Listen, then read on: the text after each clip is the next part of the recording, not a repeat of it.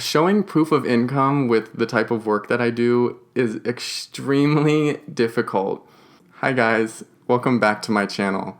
So in today's video, I'm going to be talking about the dark sides of working with a webcam. If you want to hear about some of my stories and some of the things that I've struggled with after getting into this industry, then keep on watching. So I saw in the comments that you guys keep telling me how horrible Red Bull is, and I'm proud to say that I have quit drinking Red Bull. I started drinking Red Bull back in high school when I was working in construction. I would get like 2 of them, and they really helped me keep energy throughout the day and not get like those midday drowsiness urges and feelings. So it's kind of been a habit of mine for a while, and I just started drinking these little energy powders that you can add into water bottles, and let me tell you, they are great, and they're much better for you. So thank you guys for the advice. I want my heart to stay strong, and I don't want to end up with heart disease or anything like that, so I'm done with the Red Bull. Let's get right into this video.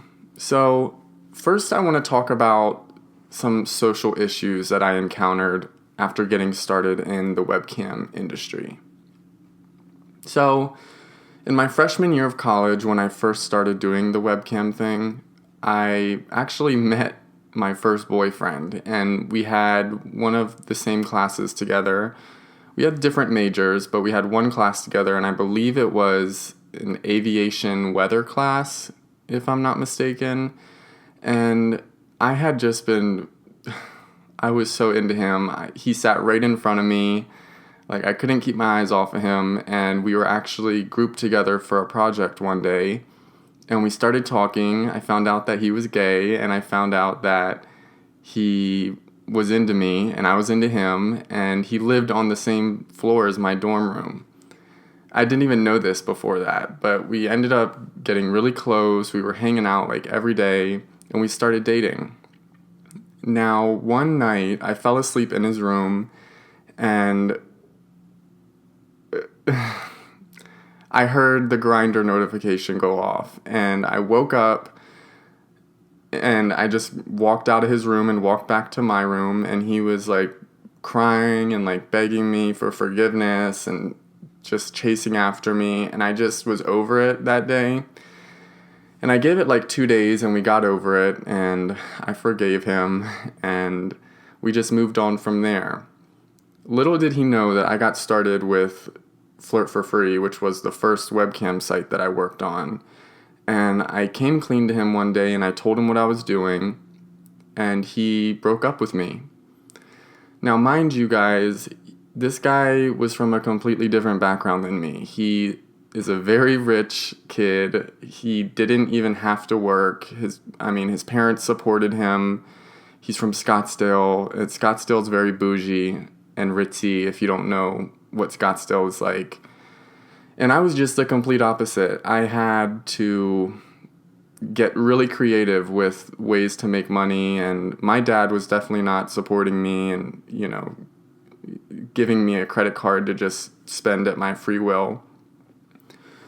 So just for an example, we were on the way to my first Pride event ever. This would be his second Pride event, and it was going to be like a date for us. And he ended up totaling his car on the way to Pride by texting and driving, which I always got on him about, but he totaled his car, and I was the only one hurt, and it was just so many signs that we were not right for each other, but I was just young and dumb and going with the flow. But he ended up getting a brand new car the next week, which it completely blew my mind. Like, he got a much nicer car, and it didn't even faze him what happened. Like, it just seemed so off to me and so disconnected from reality. And that was one thing that started to really bug me, was that he just was in a whole different reality than me. But he was super cute, and we had a lot of chemistry. I tried my hardest to make it work, and he ended up breaking up with me when he found out that I was webcamming.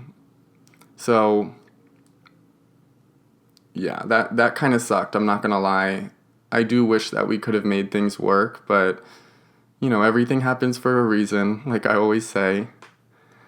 One of the other issues that would happen is I would meet new people at parties or when I went out or whatever.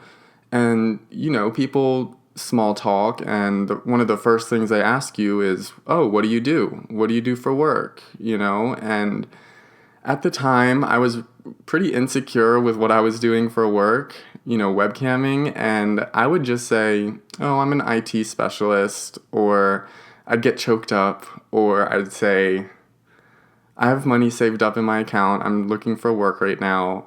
Something like that, just to not actually expose myself like right then and there, because I was scared of judgment and overall just what people would think about me and rumors that they would spread around. So that was another big struggle that I faced once I got started into this industry, and I really didn't think about that when I hopped into it.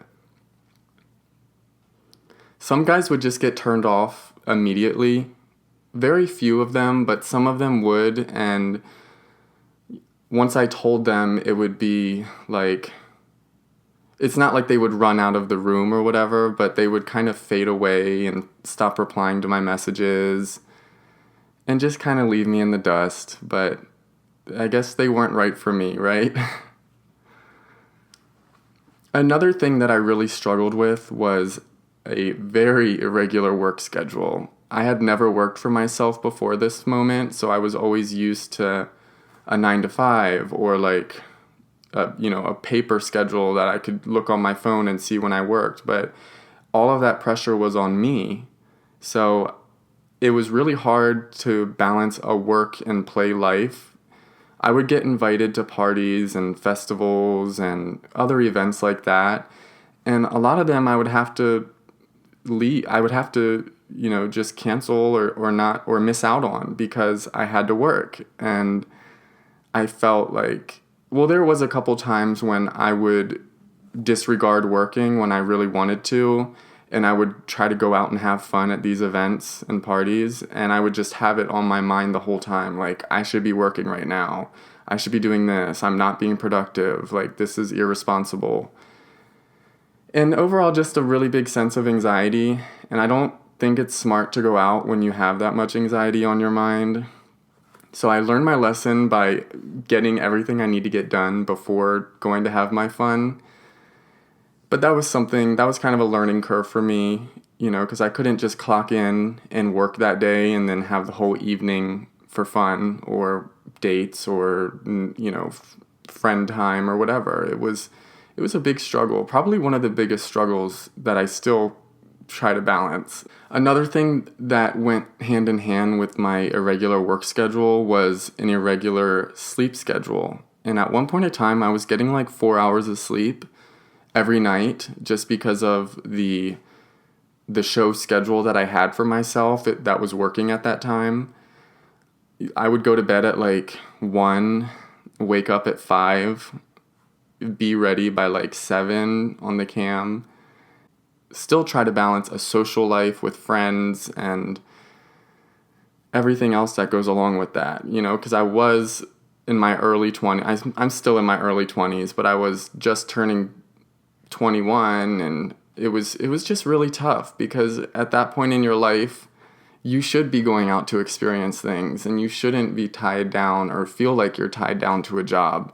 Not yet, at least, But I made it work, and I'm still very happy that I have this opportunity to do the type of work that I do. And yes, it is work. So this is another thing that really took a toll on me when I started this work, and that is having little to no drive.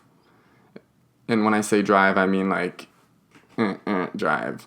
I'm not going to say the S word because I don't want to risk this video getting flagged or anything, but yeah, I started to notice I had like no desire to go out and hook up with guys or meet guys, or when I did meet a guy, that would be like the last thing on my mind, even if they were super attractive. And I think there's an advantage to that. as well because it helped me to be safer and not so promiscuous and just dangerous. So, in some ways, it was good, but in other ways, it was bad because a lot of guys felt like I wasn't into them and they would move on to the next one, even though I really was into them, just not on that level, but more so on a spiritual or emotional level. So I started to become kind of lonely because I stopped putting myself out there because it started to become a cycle of like, I would meet a guy, we'd both like each other, and then I would never make the first move. We'd never get intimate really, maybe once or twice, and I think a lot of guys got fed up with that and just, left me. And I understand that. I do. It sucks. It's a disadvantage of this kind of work because I'm always in that mindset of trying to be, attractive and look attractive and seductive, everything like that. And that's kind of like what I want to leave at work, even though I still want to have that in my regular life. So it was, and there were sometimes, this wasn't every single guy, but there were some times where, I was able to get excited and make things happen. So, like I said, I stopped putting myself out there and I started to become lonely. And then I would go to these parties and events with my friends and I would just always be single. I would always be alone. All my friends would always have boyfriends or girlfriends, and it just got old after a while. So I started putting myself out there more, and I ended up dating another guy. That didn't work out, but we won't talk about that. That didn't work out because of some unforeseen challenges. So I also became very nervous just recently when I got that regular job in retail.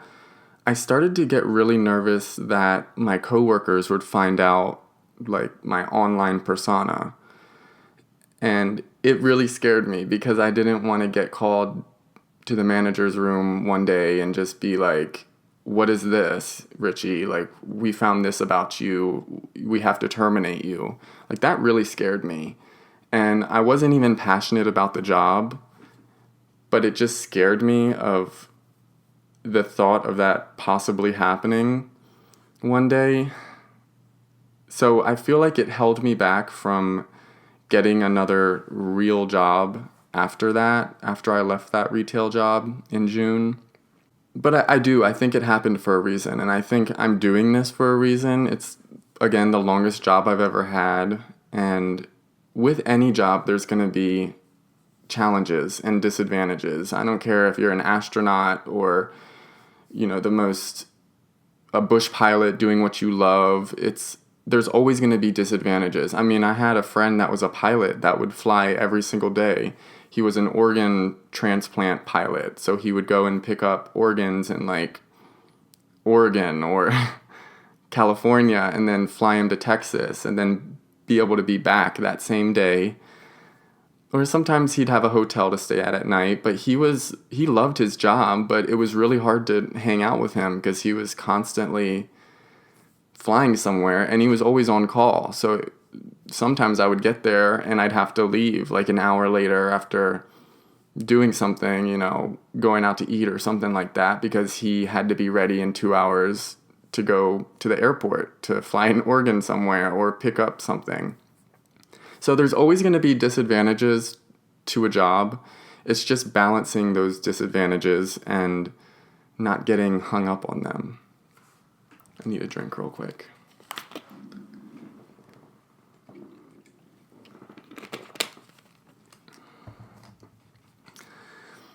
I felt like I didn't want to give up my online presence because I spent so long working for my following and just getting to where I am, and I felt like it was so much more valuable than some retail job that I'm not passionate about, that I just show up to and then leave. Like it just didn't seem worth it to me to delete everything just to like make myself feel more comfortable.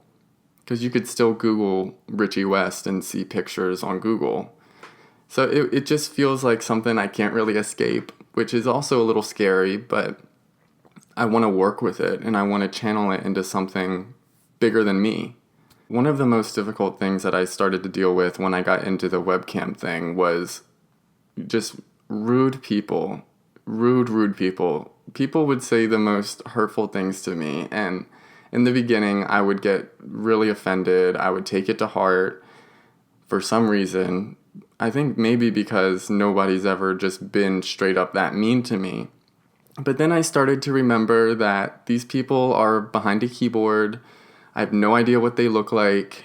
They usually don't have pictures of themselves online, but they're so quick to judge your appearance and what you look like and just try to bring you down and make you feel low. And there's a couple people even on YouTube that try to do that to me sometimes, but I'm at the point now where if I have people that want to critique me, I'm okay with that. If I have people that want to hate on me, if they disagree with everything I do, if they always have something negative to say, that's fine. Like, in my mind, you're still watching, you're still a fan in some twisted way, and I'm okay with it. I know who I am, I'm secure in myself, I'm proud of myself, and I'm confident. I don't need somebody telling me I'm an ugly ginger, or I'm too skinny, or I look deathly, or I'm too pale, or my nose is too big. Like, I'm 100% secure in myself. And I wasn't always that way, but once you get to that way, those little comments don't bother you at all. It's actually entertaining to read some of them because, everything can't be all sunshine and butterflies all the time. One of the things that started to bug me was I would see guys come after me and get started into the webcam thing after me and just go so much further than me. And when I say bug me, it didn't bug me, it just kind of astounded me. I was like, why are these guys doing so much better than I am? And I've been doing this for like 2 years longer than them. They're already succeeding me in followers and income. I mean, I'm assuming I would pop in on some of their shows and see how many people would be watching them and how much tips they would get. So that I didn't let that get me down, but I would also watch them to take tips of like how they're doing what they do and where they're doing their shows and how their attitude is. One guy in particular, he is very attractive. He's my type of guy. I'm not going to mention his name, but he has done really well on the webcam thing. And he's also really, really high up there on OnlyFans. I think it's great. I think it's great that these guys can support themselves through college. And now that this type of work is becoming more open and widely accepted, I think more guys should take advantage of it. So just with time, I've been able to understand, there is going to be somebody bigger and better than me. There's always going to be someone better. But you can't get, angry at yourself or feel down or sad. You just have to channel that and use that in a way to further yourself. You have to constantly evolve. If you stay the same, nothing's going to change, and even income won't change. Your life won't change. So you have to constantly change the way you do things. It's important in this line of work. This is something that really gets me. And guys, I've moved around a lot in the past 4 years. I've lived in 4 different apartments in the past 4 years, which is a lot. I hope that I can settle down here, but they've been raising the rent, so I don't know if I'm going to be staying here after my lease. We'll see.